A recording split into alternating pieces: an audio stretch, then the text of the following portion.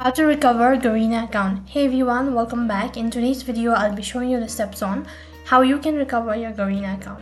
In order to recover a Garena account, first of all, you'll need to make sure that the device is connected to an internet service and open up a web browser of your choice. If you're unable to log in into your account and want to recover your account, so what you need to do is you'll need to follow the steps. So first of all, type in ss.garena.com.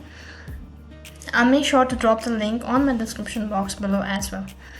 So once you're on this page, you'll need to type in your login credential. That includes entering your username and then a password. So type in your username, and if you're unable to log in into your account because you've forgotten your password, so click on forgot password in the right hand side bar. So in order to reset your password, you can either provide in your email address or a username or a phone number. Select either one of these following information that is registered. If you provide in your email address or a phone number, then you'll be able to get an access of your account easily, as this is going to help you get an OTP and you might be able to recover your account. So quickly enter in your information. After that, you need to complete this CAPTCHA as well. Once done, click on the next button.